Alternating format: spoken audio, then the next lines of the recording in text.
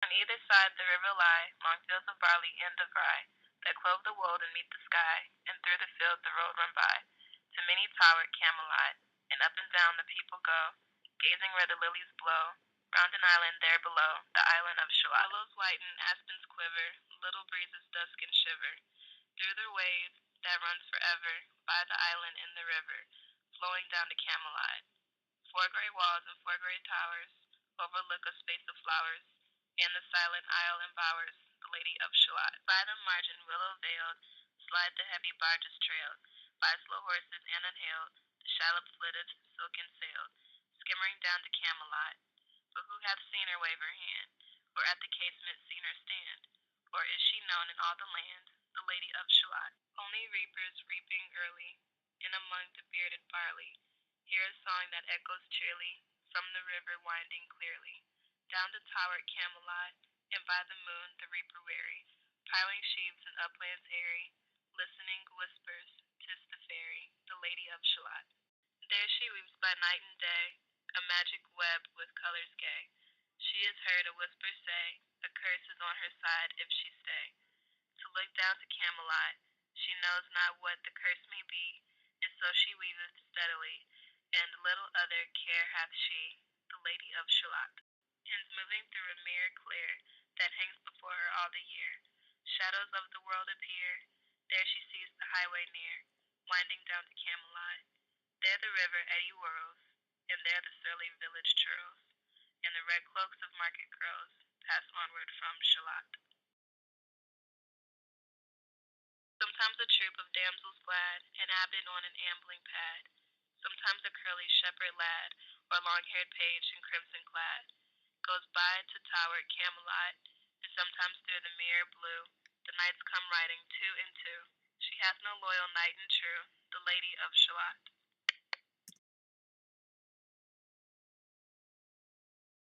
But in her web she still delights to weave the mirror's magic sights, for often through the silent nights a funeral with plumes and lights, and music went to Camelot, or when the moon was overheard, came two young lovers lately wed. I am half sick of shadows, said the Lady of Shalott. I'm half sick of shadows. A bow shot from her bower eaves, he rode between the barley sheaves. The sun came dazzling through the leaves, and flamed upon the brazen greaves of bold Sir Lancelot.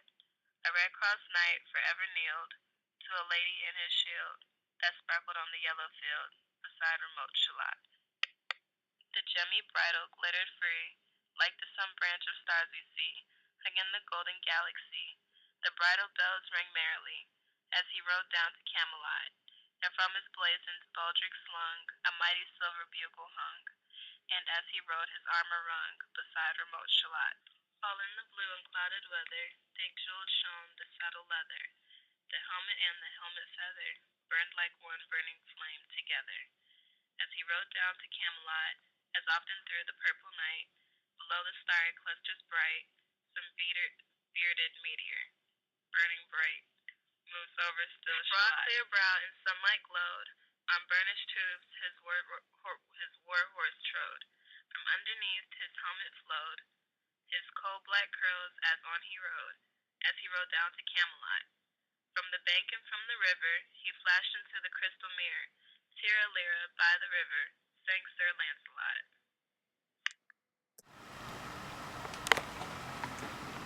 Good night, he is looking right. Damn! She left the web, she left the loom, she made 3 paces through the room. She saw the water lily bloom, she saw the helmet and the plume. She looked down to Camelot. Out flew the web and floated wide, the mirror cracked from side to side. The curse has come upon me, cried the Lady of Shalott.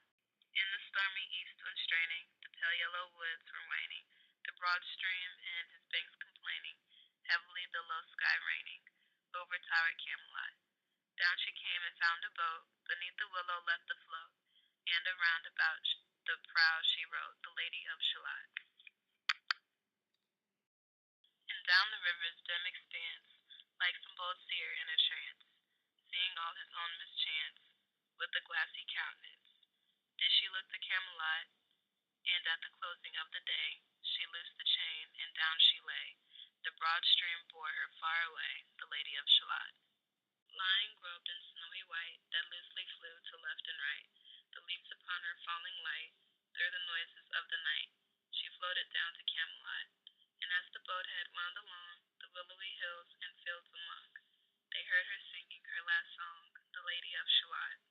Heard a carol mournful holy, chanted loudly, chanted lowly, till her blood was frozen slowly, and her eyes were darkened wholly, turned to towered Camelot. For ere she reached upon the tide the first house by the waterside, singing in her song she died, the Lady of Shalott. Under tower and balcony, by garden wall and gallery, a gleaming shape she floated by, dead pale between the horses high, silent into Camelot. Out upon the wharfs they came, knight and burgher, lord and dame, and around the prow they read her name, the Lady of Shalott. Who is this, and what is here? And in the lighted palace near died the sound of royal cheer, and they crossed themselves for fear, all the knights at Camelot. But Lancelot mused a little space. He said, she has a lovely face. God in his mercy lend her grace, the Lady of Shalott.